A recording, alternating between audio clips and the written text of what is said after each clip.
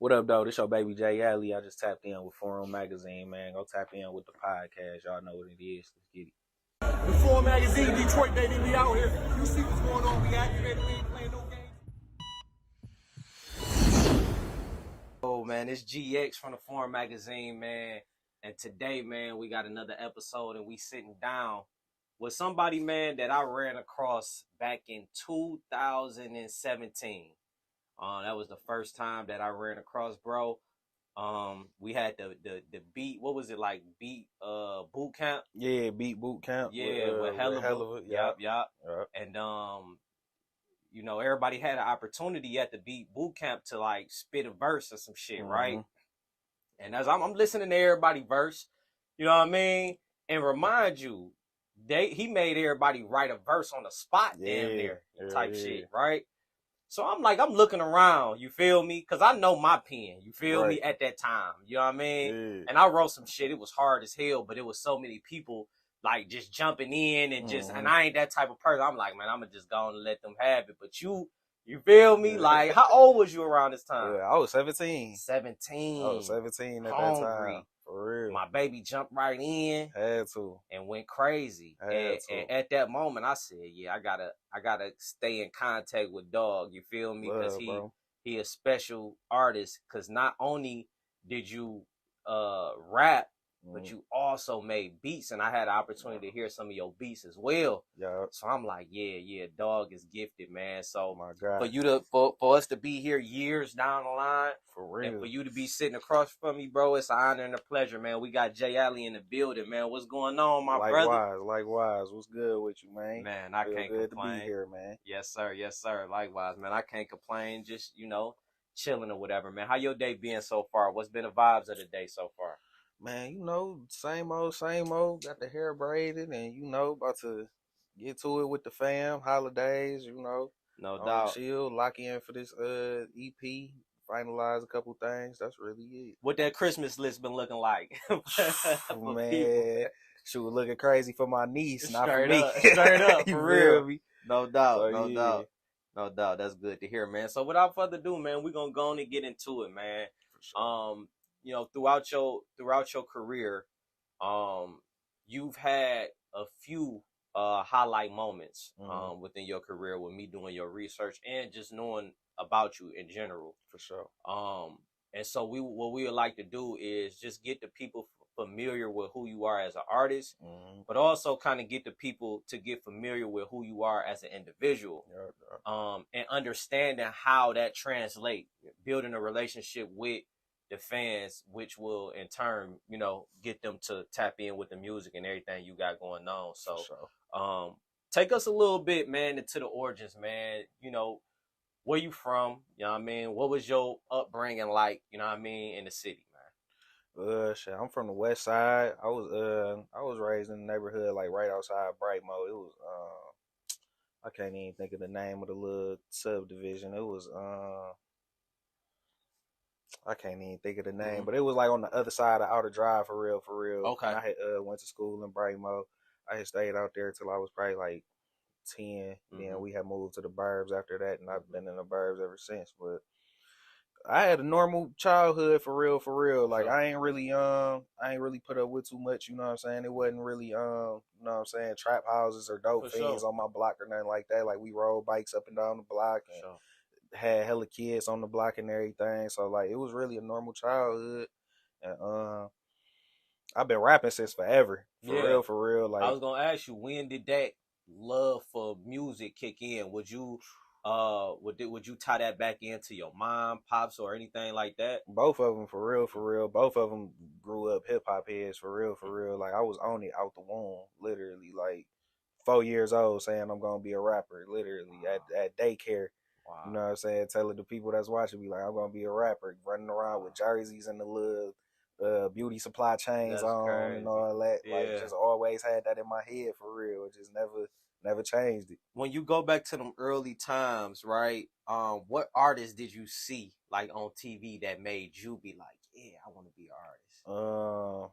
Ludacris, for sure. That was that time. Yeah. Ludacris, T.I., Bow Wow. I thought I was gonna be the next Bow Wow. I thought I was gonna be 5 and be on. For real, straight for up. real, for real. 50 Cent, you know what I'm saying? Everybody that was popping around that time, really. Mhm. So yeah, Definitely 50. So and so in terms of like, okay, at 5 you knew that you wanted to do music. But when did you like actually put the pen to pad? When did you actually get in the studio and to hear your voice on the music, on the track? So how it happened at the time, I was just putting out little like webcam raps on Facebook. This was like when I was like 11 or 12. I was just writing raps in school and then going home and just putting them on Facebook. And then around that time, my auntie was my manager, so she was supposed to be setting up some studio time for me or whatever through like mutual friends that she had that was into it and everything, and fell through. And I just had my hopes up. I had hella raps written that I ain't posting, all of that. How old was you at this point? I was 11 or 12. Okay. And I had just said I'm gonna figure out how to do it because it was somebody at their house. Like she had said, yeah, they got the whole setup in their basement. They make their own beats, shoot their own videos and all. Like they had their whole infrastructure out the crib. So just knowing that they had that, I'm like, I could figure it out. You feel me? And I ain't had no pay to pay nobody, so I just got to Googling. Literally, I ain't had no time for nothing else but to Google. It was just go to school, come home, probably play the game a little bit. Then I'm doing research, just trying to figure it out. And I actually recorded my first song in my mama living room at 12 years old. Just with like the little Rock Band mic on the PlayStation. Yeah. Just had the little Rock Band mic, put it on the mic stand, and just went crazy, literally, and just kept going from there. Now, when I listen to your messages now, right, like I kind of see you going through different stages. You always been true to yourself, but when I look at the content that you putting out now, it got a lot of message in it, and you being transparent. You feel me? You ain't trying to be nothing you ain't. For sure. You from, you know what I mean? You from where you from. You've seen what you seen, but that don't mean that you are, you know what I mean? For sure. That. You get what I'm saying? Back when you was 11, 12 years old, what was them raps like? What was you talking about in them raps? Man, I was talking crazy as hell, bro. I was talking crazy as hell, talking about hella money I ain't have, talking about going to the club and all, really just all the music I was hearing at the time, bro. Just emulating that for real. No doubt, no doubt. For real, for real. And I had to ask that question because for you to be that person that's like super transparent and not trying to fake the funk, like I just had to see like what was them, you know what I mean? What was it like? You said you was talking crazy. I was talking crazy as hell, bro. But I feel like I had to go through that though, for real, because like when I had went through it and actually like got deeper with it and actually started putting out songs and everything, like I had to learn the hard way. It was people that really knew me, like, bro, like this ain't you, bro. Real talk. Like you ain't did this, you ain't did that, you know what I'm saying, and shit like that. And then after a while, you know, you can only keep up a certain persona or a certain image for so long. And then that was when I really started to like be a student of the game for real, and really study like who do I fuck with that's organic for real, right, for real. Like, right. Like, aside from just making hits or making bops and shit that, you know what I'm saying, people could ride to and shit like that. Like what's some shit that actually stick and make people fuck with you as an artist for real. For and sure. Like, when I started doing that research, then it just made me want to like just key in on myself. Like I really had to step back from rap for a minute for real. Cause like it was just always rap. So I would just always carry myself how I saw rappers carry themselves. You feel me? Man. And then I had to really step back and be like, okay, who am I for real? Like behind all of this shit. And I got to bring that, and that's going to keep it perpetual. You know what I'm saying? No doubt. And so when you was going through this, you know, journey of study, and kind of like identifying yourself as an artist, who were those people, those, you know, genuine people that you kind of focused on to kind of get where you at right now? I was on Nipsey heavy, for sure, mainly because he had hella interviews and shit like that. Yeah. And I ain't get hip to him until he passed, like everybody else for real. But like, bro, just was just organic. You know what I'm saying? Who else? Of course, Payroll. Sure. Payroll always been one of my favorites. For sure. And just to you know, pause right there. You know, when I listen to you, I ain't gonna lie. That's what I hear. For sure. Yeah, I get that a lot. And I can appreciate it because it's not oversaturated, right?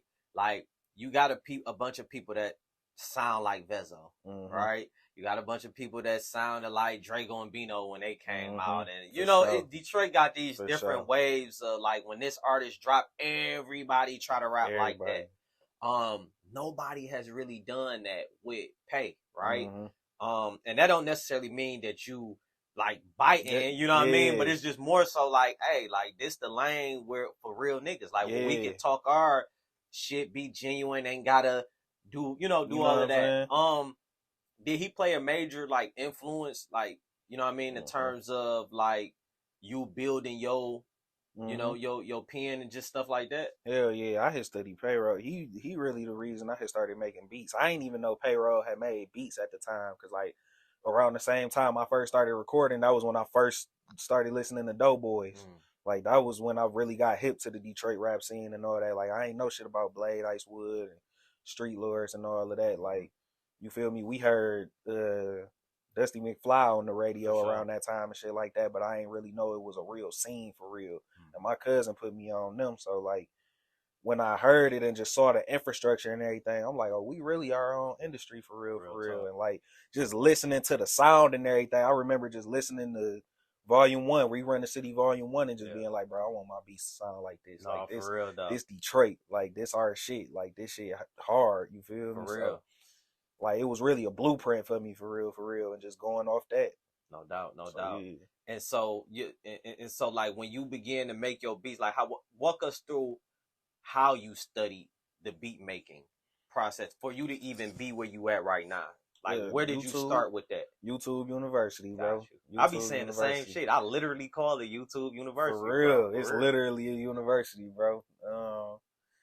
Yeah, because I ain't know nobody else that was making beats around that time, for real. Like, I ain't started mingling with other producers until, like, high school. When I was in, like, 7th grade, I was still in middle school when I first started. Right. So, like, I was already familiar with it by the time I started, like, collabing with people and all that. And, like, at the time, it was, like, everybody was coming to me for beats, for real, because it wasn't really, YouTube beats wasn't popping like that.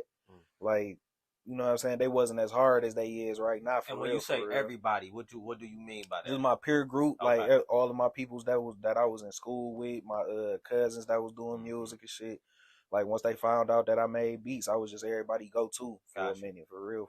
Got you. Like this year has been the year that you've came back. I think you dropped over like 6 videos this year, if I ain't mistaken. So yeah, is that what took place? At that point, right after that situation, you went in the tunnel, got right, and then now you... Hell yeah, because it was a lot of shit I was going through around that time, for real, creatively, personally, all that shit. And I would say the biggest thing was creatively, though, just trying to find my lane creatively. Like I was trying out like just different type of songs here and there, and really just trying to like build my lane out for real, because it wasn't really like a blueprint. Yeah. You know what I'm saying? Yeah. Like it's just like I'm just me, and I still got to figure out me. Yeah. You feel me? Yeah. So like that's really what it was for me. Sure. And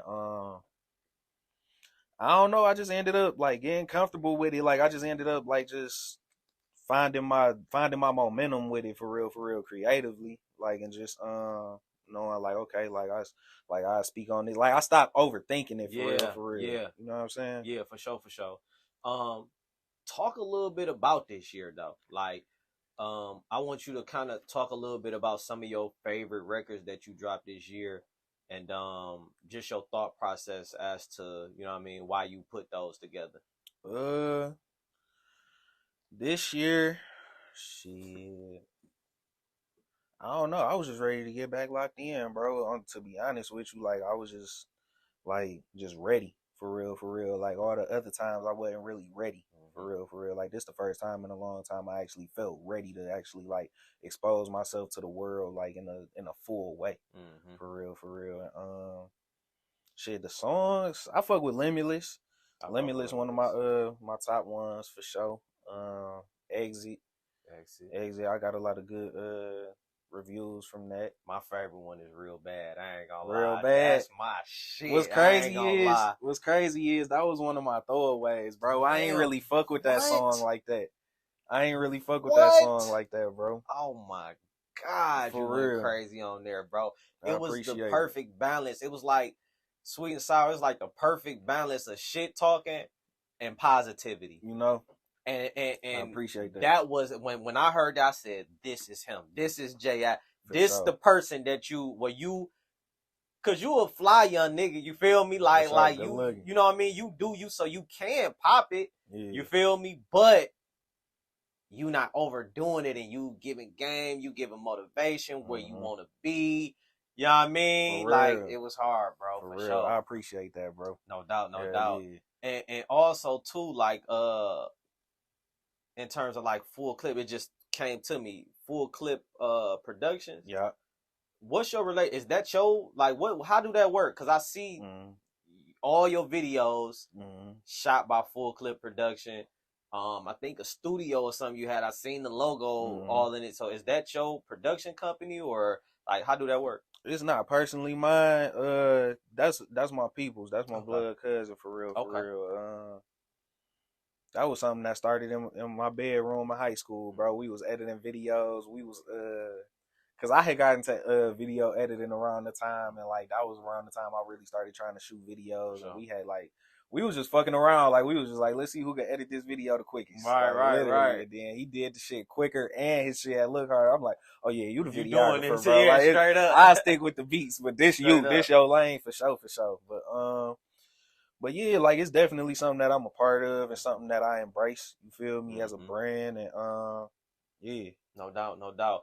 And like, man, I just see like even for you, like dipping in that, experimenting with it, even though Cuz end up being the best fit to do it, but your mind was still there, like your mind production, your mind artist. How valuable or like how important is ownership for you? In terms of like being like this Kanye West type figure where you just do it fucking all. Like, how important is that for you and why? It's important. It's real important for real. Cause like, honestly, bro, when I first got into everything, I wasn't even looking at it from an ownership standpoint. It was I just always been a do-it-yourself ass nigga for real. Like I taught myself how to do everything. I taught myself how to ride a bike, how to skate, how to swim, all that type of shit. So like, anytime I want to learn something, I just always get my feet wet instead of trying to go to this person or go to that person. Like, so it was really just like, I feel like the ownership is just a byproduct of me just wanting to be hands-on for real, and really wanting to be creative. Do you feel like that exhausts you at times? Hell like, yeah. Because you doing so much? Hell yeah. That's why I had to really like, I'm learning my limits with it. For real. Like, you know, I really just stick to the production and engineering, like just engineering myself. Yeah. And that's really where I draw the line at for real. For sure. Well, man, if you can, bro, like coming up 2024, right around the corner, we knocking at the door. I feel like this year been a good year for you. You didn't drop a project this year, but you dropped a lot of singles and you dropped a lot of visuals. Going into the next year, what can the people expect from Jay Allen? Definitely some projects. I got one project put up, dropping on January 6th. That's a EP, Alleyway. That bitch dropping on January 6th. I got some other projects that's still in the works. I'm still trying to figure out how I'm trying to map them out, so I don't want to announce them just yet. But definitely like at least like 2 more projects for the year over. Any features on this upcoming project? Just Latte, my boy Latte, and my other boy Jimmy. Bang that shit. Sure. Them the only features on there for real. For sure. Whole project produced by me. Me and Jimmy had collabed on the one that we own on there. That's about it. For sure, man. Well, I ain't gonna lie, I'm excited. Like I told you before, man, I'm a fan, bro, and I've been waiting on this moment. You know what I mean? For my guy to pop out. You feel me? Because I feel like you got the total package. You feel me? It's just about where you at right now. You comfortable? You feel me? Mind right? You know what direction you want to go, bro. So I'm excited, and you know you got my full support along the way, bro. So my God. It's on, man. Any last minute shout outs or any special acknowledgments that you want to give to anybody? Shit. Shout out to the whole team, man. Shout out to Latte, my boy Jimmy. You know what I'm saying? All everybody that support, y'all know who y'all is. You know, just the whole camp, really. For sure, man. Y'all already know what it is, man. Jay Alley, man. Post of the Culture, Forum Magazine. Let's get it. Let's get it.